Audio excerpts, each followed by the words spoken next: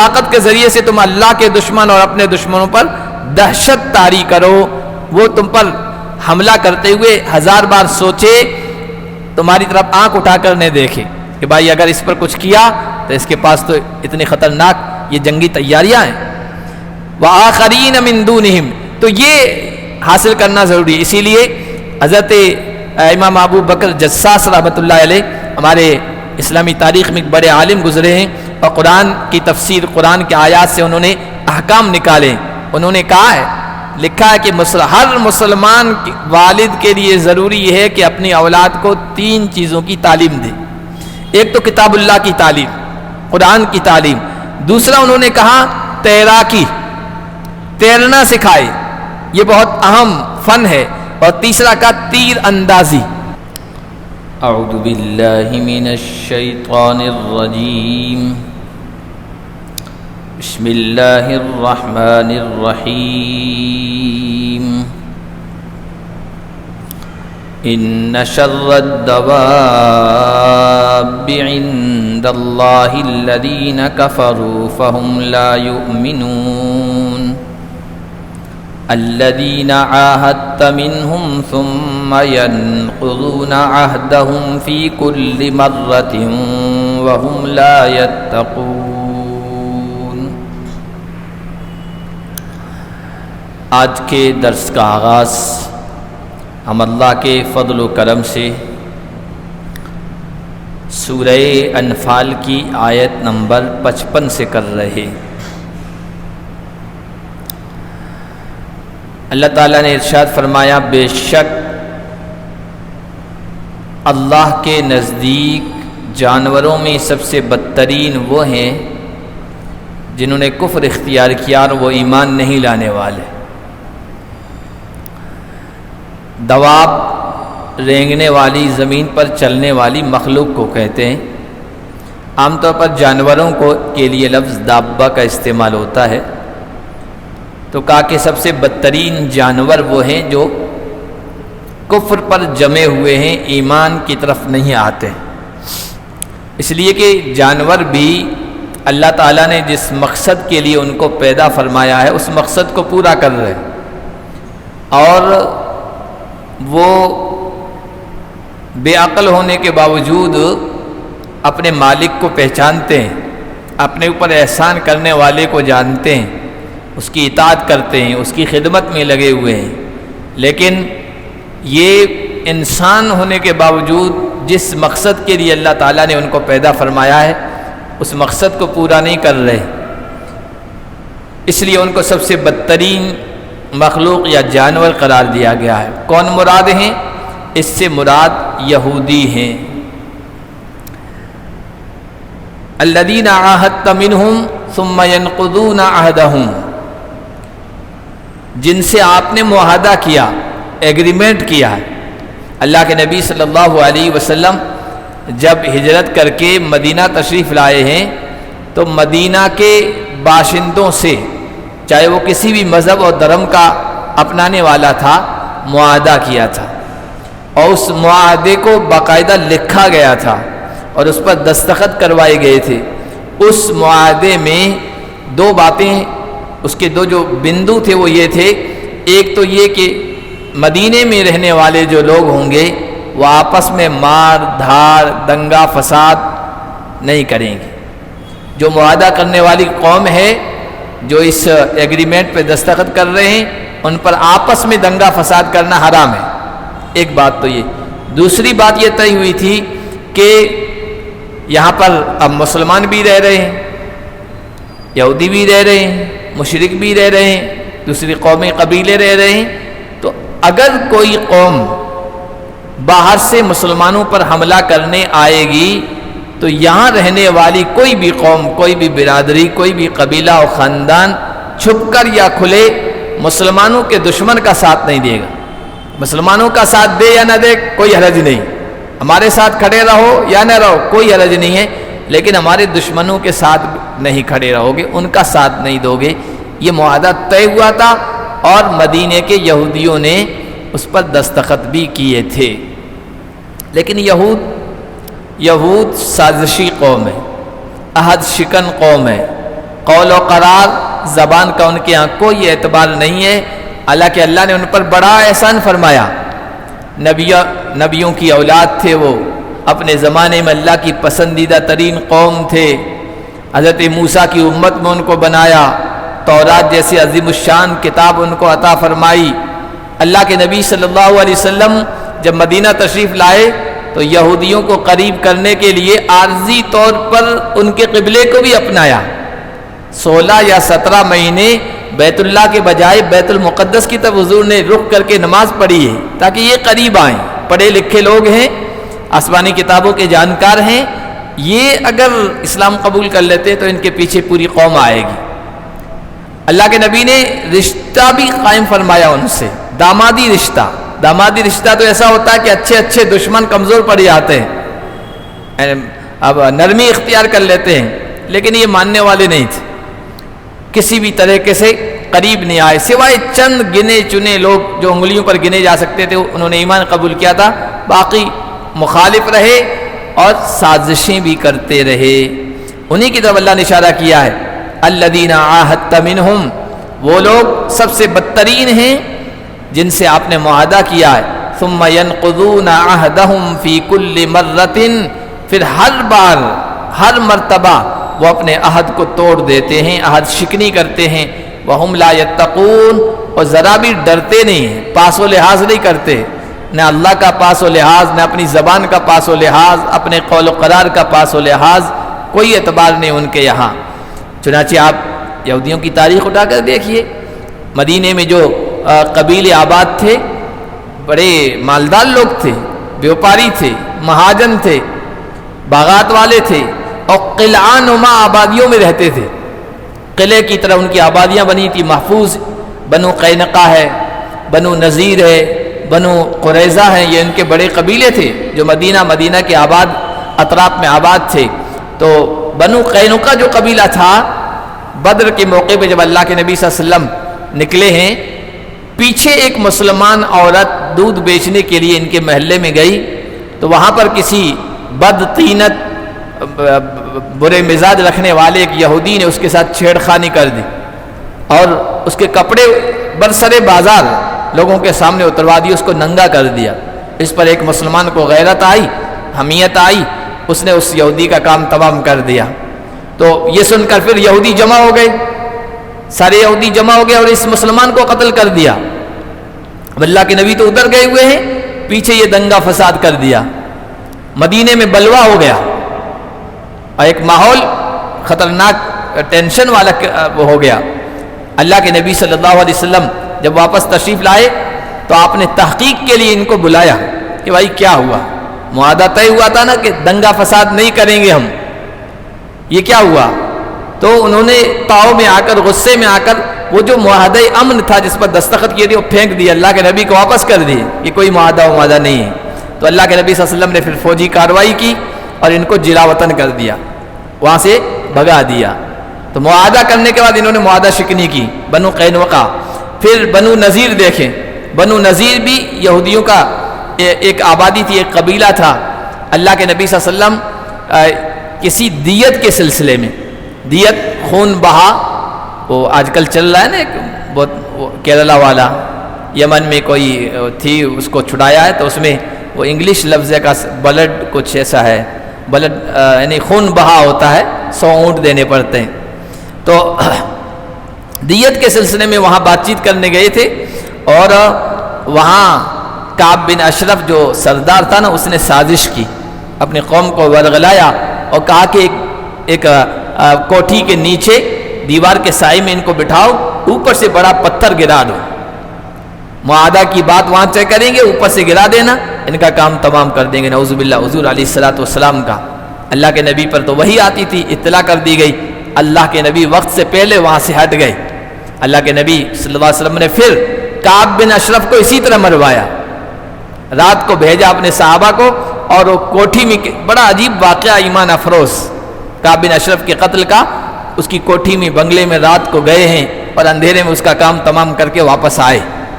اور پھر بنو نذیر کو بھی اللہ کے نبی صلی اللہ علیہ وسلم نے اسی طرح جلا وطن کیا ہے، وہ مدینہ کے اطراف سے بھگا دیا کہ تم اس قابل نہیں ہو کہ یہاں رہ سکو، بار بار معاہدہ شکنی کرتے ہو، عہد کو توڑتے ہو۔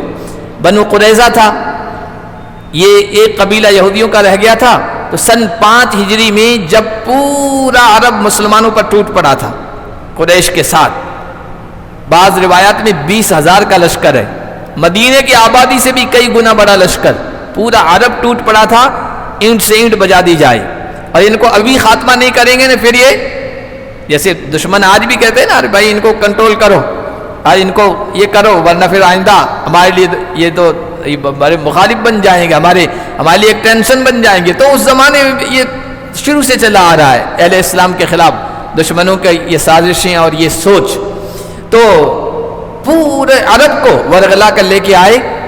حالات یہ تھے، قرآن نے کھینچا نقشہ سورہ احزاب میں، بلغت القلوب الحناجر، یہ دل جو ہے نا یہ اچک کے یہاں آ گئے تھے، یہاں تک، جس طرح کوئی ایک دم ٹینشن والی کیفیت ہو جاتی ہے نا، تو انسان آنکھیں پھاڑ کے دیکھتا کیا ہو گیا، سانس حلق تک آ جاتی ہے، یہ کیفیت ہو گئی تھی مسلمانوں کی، اب کیا ہوگا؟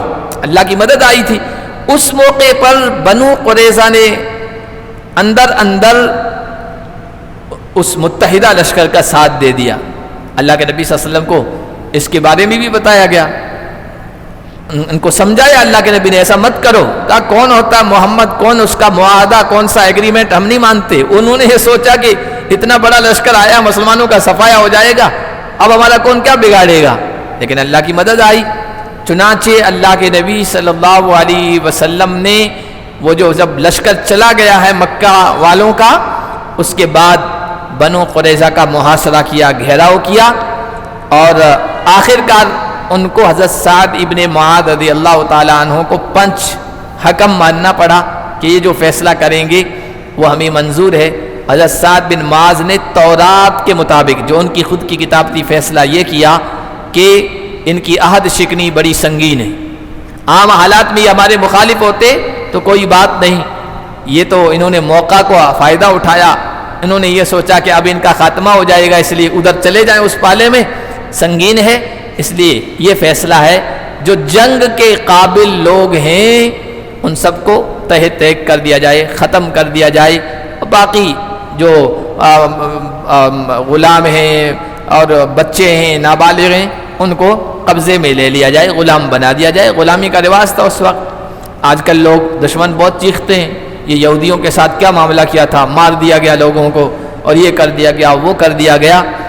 ان کا جرم بھی تو دیکھو، آج کوئی ملک کے خلاف بولے نا تو دیش دروہ ہیں، سولی اور پھانسی کے علاوہ کوئی نہیں ہونا چاہیے، وہ بھی تو دیش دروہ تھے، ان کے ساتھ بھی تو ایگریمنٹ ہوا تھا، بار بار عہد شکنی کر رہے تھے، بار بار اندر سے جو ہے چھڑا گھونپنے کی کوشش کر رہے تھے، ان کا جرم بھی تو بہت سخت تھا۔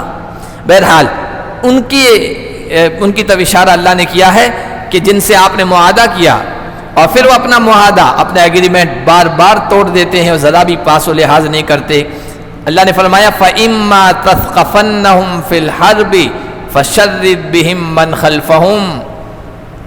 اب اگر آپ ان پر قابو پالیں جنگ میں تو پھر ان کے ذریعے سے ان کے پیچھے والوں کو منتشر کریں، بکھیر دیں۔ بکھیر دینے سے کیا مطلب؟ پیچھے والوں کو کہ جو جنگ میں نہیں آئے یا باقی رہ گئے نا، ان کو ایسی سزا دیں کہ ان کی آنکھیں کھل جائیں کہ یار ایسا کرنے کا انجام بہت خطرناک ہوگا، لعلہم یذکرون، تاکہ وہ نصیحت حاصل کرے معاہدہ شکنی کا انجام کیا ہوتا ہے۔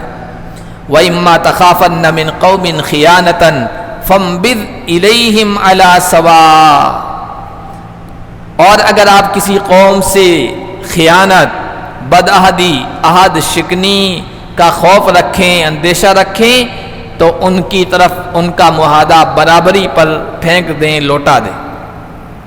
یہ بھی اسلام کے جنگی اصول، جنگی ہدایتیں اور جنگی تعلیمات ہیں، اور اتنی بہترین کہ دشمن کا بھی خیال کیا جا رہا ہے، دشمن کے حقوق کا بھی خیال کیا جا رہا ہے۔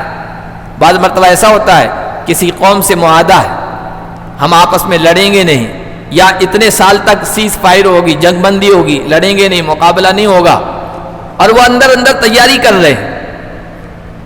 مسلمان حکومت کے جاسوسوں نے، انٹیلیجنس بیورو نے یہ خبر دی کہ وہ اندر اندر تیاری کر رہے ہیں، کبھی بھی معاہدہ توڑ سکتے ہیں، تو کیا کریں؟ مسلمان بھی اسی طریقے سے ان کے خلاف سازش کریں اور اچانک حملہ کر دیں، اس سے پہلے کہ وہ ہم پر حملہ کر کے ہمارا صفایا کر دیں ہم کر دیں؟ کہا کہ نہیں، تم اصول پسند قوم ہو، اصول پر چلو۔ اصول یہ ہے اگر تمہیں پتہ چل جائے کہ سازشیں ہو رہی ہے معاہدے کے باوجود تو انہیں اطلاع کر دو، انہیں بتا دو کہ بھائی ہمیں یہ خبر معلوم ہوئی، اس طرح تمہاری تیاریاں چل رہی ہے، تم عہد کے ایگریمنٹ کے خلاف کر رہے ہو، سازشیں کر رہے ہو، تو ہم تمہیں غفلت میں نہیں رکھنا چاہتے، دھوکے میں نہیں رکھنا چاہتے کہ غفلت میں دھوکے میں ہم تم پر حملہ کر دیں، نہیں، اب تمہارا معاہدہ تمہارے حوالے، جنگ بندی کا جو معاہدہ کیا تھا صاف طور پر ہم اس کو ختم کرتے ہیں، اب دھوکے میں مت رہنا، اب ہم حملہ کریں گے تو پھر یہ مت کہنا کہ ہمیں اطلاع نہیں کی گئی، ہم پہلے سے اطلاع کر رہے ہیں۔ کتنی بہترین تعلیم ہے، دشمن کو بھی دھوکے میں رکھ کر ان پر حملہ مت کر۔ تو فرمایا کہ اگر کسی قوم کی طرف سے آپ کو خیانت کا اندیشہ ہو تو ان کی طرف ان کا معاہدہ برابری پر واپس کر دو، پھینک دو۔ ان اللہ لا يحب الخائنین، بے شک اللہ خیانت کرنے والوں کو، عہد توڑنے والوں کو پسند نہیں کرتا ہے۔ کہ تم یہ سوچو وہ بھی اندر اندر سازشیں کر رہے ہیں حملہ کرنے کی، ہم بھی شروع کر دیں، اچانک ان کو دھوکے میں رکھ کر ان کا صفایا کر دیں، کہا کہ پھر تو تم انہی جیسے ہو گئے، وہ بھی اچانک تم پر حملہ کرنا چاہ رہا تھا، وہی کام تم کر رہے ہو، یہ خیانت ہے، یہ بدعہدی ہے، یہ عہد شکنی ہے، اور اللہ ایسے لوگوں کو پسند نہیں کرتا ہے۔ اسلامی تاریخ میں بڑے عجیب ایمان افروز واقعات ہیں۔ حضرت معاویہ رضی اللہ تعالیٰ عنہ کے زمانے میں ایک کسی قوم سے معاہدہ تھا نہ جنگ بندی کا، جنگ نہیں کریں گے، اور ایک وقت متعین تھا۔ تو حضرت معاویہ رضی اللہ تعالیٰ عنہ نے سوچا کہ اب وہ جنگ بندی کا معاہدہ ختم ہونے کا وقت قریب آ رہا ہے، تو میں ایسا کرتا ہوں لشکر پہلے سے اور ساز و سامان، جنگی ساز و سامان پہلے سے جا کر سرحد کے قریب ڈال دیتا ہوں، معاہدہ کا وقت ختم ہوگا پھر وہاں آگے کارروائی کریں گے، اقدام کریں گے۔ دشمن کو پتہ نہیں تھا، چنانچہ حضرت معاویہ نے لشکر بھیج دیا، جاؤ سرحد پر جا کے پڑاؤ ڈال دو، اور پھر وقت ختم ہوگا معاہدے کا تو حملہ کر دینا۔ ایک صحابی تھے حضرت عمر بن عبسہ، ان کو پتہ چلا حضرت معاویہ نے یہ کام کر دیا ہے، فیصلہ کر دیا ہے، وہ تیز گھوڑے پر دوڑتے ہوئے آئے اور لشکر اس دور سے پکارا، اللہ اکبر اللہ اکبر، وفاء لا غدر، وفاء لا غدر، اللہ سے ڈرو، اللہ سے ڈرو، وفاداری کرو، معاہدے کو پورا کرو، غداری مت کرو، معاہدہ شکنی مت کرو۔ یہ جب آواز پہنچی تو حضرت معاویہ تک پہنچائی گئی، حضرت معاویہ نے بلایا کون ہے؟ تو صحابی رسول حضرت عمر بن عبسہ تھے۔ کہا کہ ایسا کیوں کر رہے ہیں؟ کہ دیکھو جس قوم سے آپ کا معاہدہ ہے، معاہدہ ختم ہونے سے پہلے آپ یہ نہیں کر سکتے، اگرچہ آپ سرحد کے قریب جا رہے ہیں، لیکن دشمن تو یہ سمجھ رہا ہے نا ابھی معاہدہ ختم ہوگا، پھر دشمن کا لشکر آئے گا، پڑاؤ ڈالے گا، پھر تیاریاں ہوگی جنگ کی، وہ تو بیچارہ غفلت میں ہے، اور تم پہلے سے اس طرح کی تیاری کر رہے ہو، یہ عہد شک نہیں ہے، یہ صحیح نہیں، یہ درست نہیں ہے، آپ اللہ کے قانون کے، صلح کے قانون کے خلاف کر رہے ہیں۔ چنانچہ حضرت معاویہ نے ان کی بات کو تسلیم کیا اور لشکر کو حکم دیا واپس چھاؤنی میں چلے جاؤ۔ ان اللہ لا يحب الخائنین، کیونکہ اللہ اس طرح بے وفائی کرنے والوں کو، عہد شکنی کرنے والوں کو پسند نہیں کرتا ہے۔ ولا يحسبن الذين كفروا سبقوا، آگے اللہ نے فرمایا جس قوم سے معاہدہ ہو گیا، جنگ نہیں ہو رہی ہے، تو وہ سوچیں کہ ہم مسلمانوں کے خلاف کچھ بھی کریں کچھ نہیں ہوگا۔ تو کہا کہ جن لوگوں نے کفر اختیار کیا ہے وہی ہرگز گمان نہ کریں کہ وہ بچ نکلیں گے۔ انہم لا یعجزون، وہ اللہ کو عاجز نہیں کر سکتے ہیں، بے بس نہیں کر سکتے ہیں، جس طرح عہد شکنی کرنے والوں کی گرفت ہوئی ہے، پکڑ ہوئی ہے، ان کی بھی ہوگی۔ وَأَعِدُّوا لَهُم مَّا اسْتَطَعْتُم مِّن قُوَّةٍ، لیکن آگے اللہ نے ایک اہم ہدایت دی ہے۔ معاہدہ کرنے کا یہ مطلب نہیں کہ بس ہاتھ پر ہاتھ دھرے بیٹھ جاؤ، بس اب جنگ بندی نہیں ہے، اب بیٹھو کھاؤ پیو مزے کرو کماؤ، نہیں، ہمیشہ الرٹ رہنا چاہیے اور جنگ کی تیاری تو جاری رکھنا چاہیے۔ وَأَعِدُّوا لَهُم مَّا اسْتَطَعْتُم، ان کے لیے تیاری کرو جتنا تم سے ہو سکتا ہے، جتنا تمہارے بس میں ہے، جتنا تمہاری استطاعت میں ہے۔ کیا تیاری کرنا ہے؟ من قوہ، طاقت۔ قوت کا لفظ لا کر مختصر جامع ساری چیزوں کو اس کے اندر سمیٹ دیا ہے۔ اب ہر زمانے میں اور مختلف حالات میں علاقوں کے اعتبار سے طاقت و قوت الگ الگ ہوتی ہے۔ حضور کے زمانے میں طاقت تیر اندازی کا نام تھا۔ تیر اندازی سب سے بڑی طاقت سمجھی جاتی تھی، کیونکہ دشمن کو دور سے نشانہ بنا کے اپنا بچاؤ اور حفاظت کے ساتھ اس پر حملہ کیا جا سکتا تھا۔ اس لیے حضور نے فرمایا الا ان القوت الرمی، سنو طاقت اصل پاور تیر اندازی ہے، تیر اندازی کی مشق کرنا، تیر اندازی میں مہارت حاصل کرنا ہے۔ اس زمانے میں تیر اندازی تھی، پھر تلوار، نیزہ اور اس طرح کے ہتھیار تھے، یہ حاصل کرو۔ پھر زمانہ بدلتا ہے، حالات بدلتے ہیں، ملک بدلتے ہیں، وہاں ہر اعتبار سے قوت الگ چیز ہوتی ہے۔ آج کل زمانہ ہے جنگی ساز و سامان کا، اسلحہ کا، لڑاکا، جنگجو طیاروں کا، جنگ کے قابل جو طیارے ہوتے ہیں، آبدوز کشتیاں جو سمندر میں اندر غوطے مارتی ہیں، اور اسی طرح سمندر میں بڑے بڑے جہاز ہوتے ہیں جہاں پر جنگی جہاز اترتے ہیں اور بیٹھتے ہیں اور وہاں سے کسی ملک پر حملہ کرتے ہیں۔ بندوق ہے، توپ ہے، ٹینکر ہے، بختر بند گاڑیاں ہیں، کروز میزائل ہیں، توپ ہیں، گولے ہیں، یہ سب قوت کے اندر آگے، جہاں جس زمانے میں جس طرح کی طاقت سے دشمن پر روب بیٹھے ان کے لیے تیاری کرتے رہو، ہاتھ پر ہاتھ دھرے بیٹھے مت رہو۔ وَمِن رِبَاطِ الْخَيْرِ، دوسرا کہا گھوڑوں کو باندھنے کے ساتھ۔ ایک تو قوت جمع کرو، جس زبان سے دشمن سمجھتا ہو اس زبان کی تیاری کرو، مطلب اسی طرح کے ہتھیار تیار کرو، اور گھوڑوں کو باندھنے کے ساتھ تیاری کرو۔ گھوڑا ہر زمانے میں بہتر رہا ہے، اس زمانے میں تو جنگی سواری تھا ہی، آج کل گھوڑوں کی جگہ جیپوں نے لے لیے، فوجی جیپوں نے لے لیے، بختر بند گاڑیوں نے لے لیے۔ پھر بھی کچھ ملک ایسے ہیں، ہر ملک میں کچھ خطے علاقے ایسے ہیں جہاں بختر بند گاڑیاں بھی کام نہیں آتی ہے، جیپیں بھی کام نہیں آتی ہے، وہاں گھوڑے اور خچری کام آتے ہیں۔ اس لیے حضور نے فرمایا کہ گھوڑے کی گردن کے ساتھ خیر اور برکت اللہ تعالیٰ نے قیامت تک کے لیے لکھ دی ہے، وہ کام آتا رہے گا۔ تو کہا کہ گھوڑوں کے باندھنے کے ساتھ تیاری کرو۔ اب اس تیاری کا کیا مقصد ہے؟ خون ریزی کرنا ہے، قتل کرنا ہے، کسی ملک پر، زمین کے کسی خطے پر قبضہ کرنا ہے، یہ اسلام کا مقصد ہے ہی نہیں۔ اسلام کا مقصد زمین پر قبضہ کرنا نہیں ہے، ملک پر قبضہ کرنا نہیں ہے، خون بہانا نہیں ہے، قتل و غارت گری نہیں ہے۔ اسلام کا مقصد فتنے کو ختم کرنا ہے۔ اور پہلے پڑھتے چلے آ رہی اسی صورت میں، فتنہ کیا ہے؟ اسلام کے پیغام کو انسانیت تک پہنچانے میں جو لوگ رکاوٹ بن رہے ہیں ان کا خاتمہ کیا جائے، ان کو اسلام ماننے پر مجبور کیا جائے، یہ نہیں ہے۔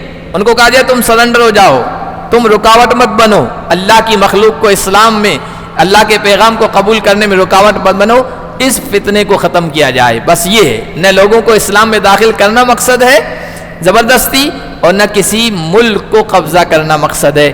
تو کہا کہ یہ طاقت کیوں حاصل کر رہے ہو؟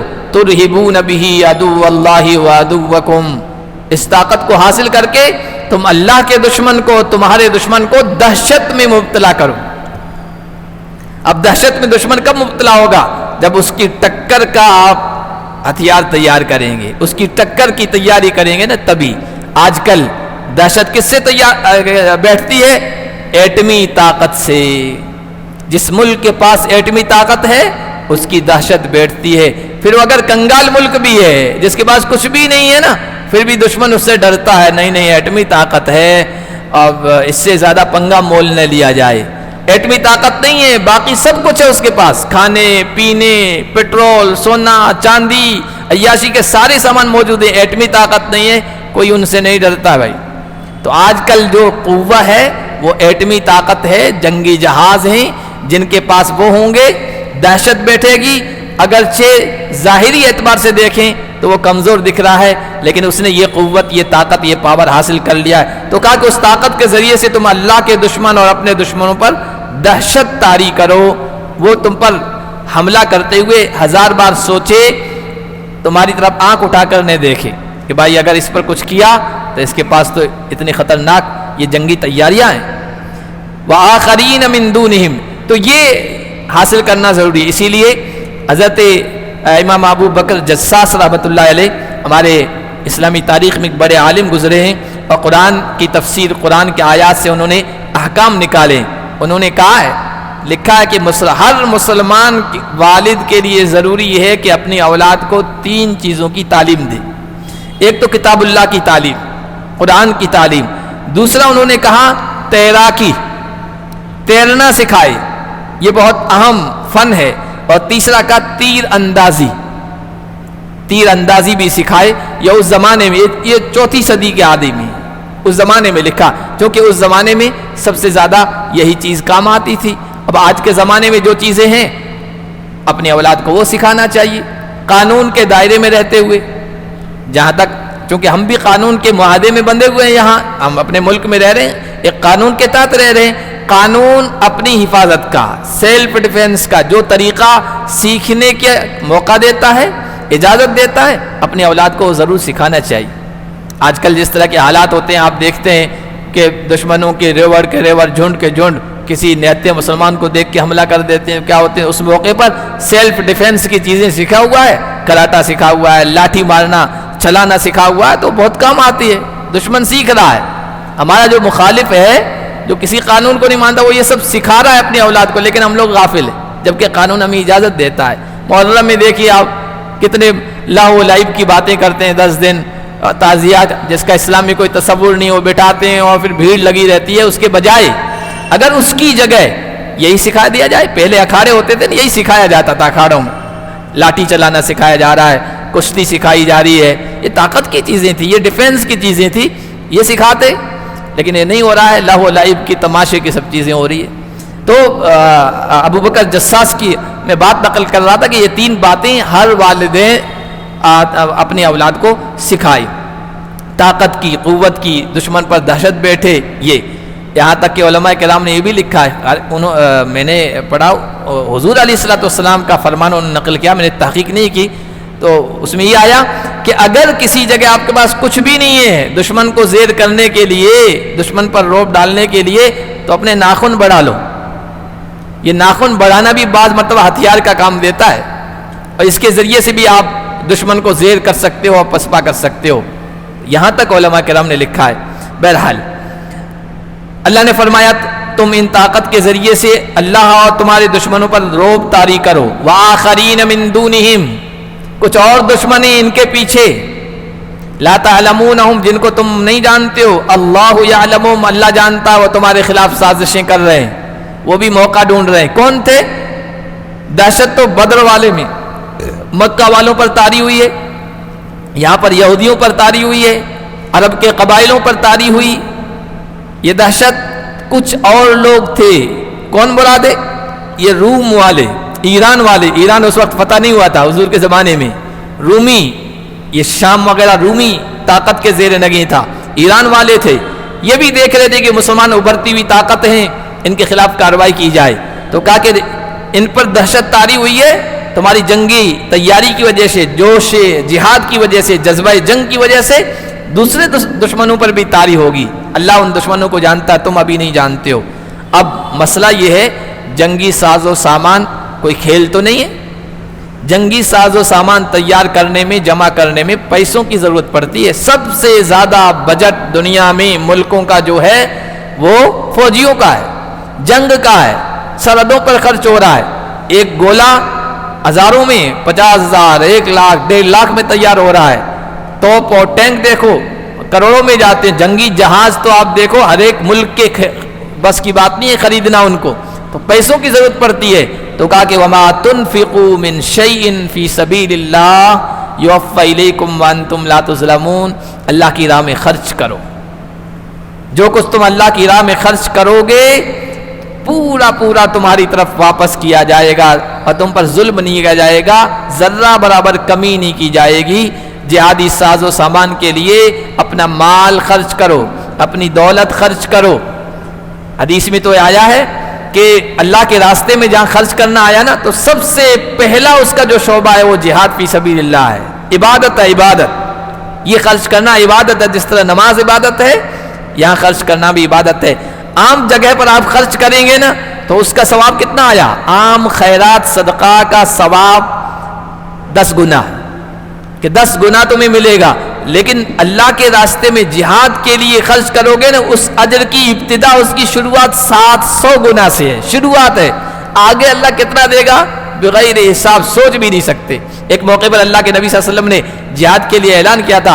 एक आदमी आया, एक ऊँटनी उसकी मुहार लगी हुई हुजूर की खिदमत में पेश की। हुजूर बहुत खुश हुए और कहा, इस एक ऊँटनी के बदले तुम्हें खुशखबरी हो, 700 ऊँटनियां माँ कजाबे और माँ साजो सामान की तुम्हें कल क़यामत के दिन अल्लाह की तरफ से दी जाएगी। देखिए, एक अजर 700 से शुरू हो रहा है, 7 लाख भी हो सकता है, 7 करोड़ और अरब, पता नहीं कितना हो जाए। इसलिए कहा अल्लाह के रास्ते में जिहाद करो। हुकूमत के पास नहीं है तो अवाम खर्च करे, अवाम दे और इस मद में खर्च करे, जिसका बदला तुम्हें पूरा पूरा दिया जाएगा, इस दुनिया में भी दिया जाएगा। दुश्मनों पर रोब तारी होगा तो पूरी दुनिया में अमन और सलामती होगी, कोई तुम्हें डराने की कोशिश नहीं कर सकेगा। सबसे बेहतरीन बदला तो ये है। और अगर कब्जा हो गया दुश्मन मुल्क पर तो माल गनीमत है, अल्लाह दुनिया में भी लौटाएगा, आखिरत में भी लौटाएगा। आगे अल्लाह ने फरमाया वइन जनहु लिस्सल्म। देखिए, इस्लाम ये नहीं कहता है बस लड़ते ही रहो, जंग करते रहो। इसलिए कहा जंग मकसद नहीं है, तुम्हारी तैयारी की वजह से अब लड़ाई बिल्कुल तैयार है, दुश्मन से भिड़ने के लिए तैयार हो, लेकिन तुम्हारी तैयारी इतनी है कि दुश्मन पर रोब तारी हो गया और वो कहता है यार अभी लड़ने का मौका नहीं है, थोड़ी हम सुलह कर लें, फिर तैयारी करके फिर हमला करेंगे। तो आपके ज़हन में आ सकता नहीं, ये तो धोखा देने के लिए कहा। कोई बात नहीं, जंग मकसूद नहीं है। अगर वो सुलह के लिए हाथ बढ़ा रहा है तो तुम भी हाथ बढ़ा दो, सुलह कर लो।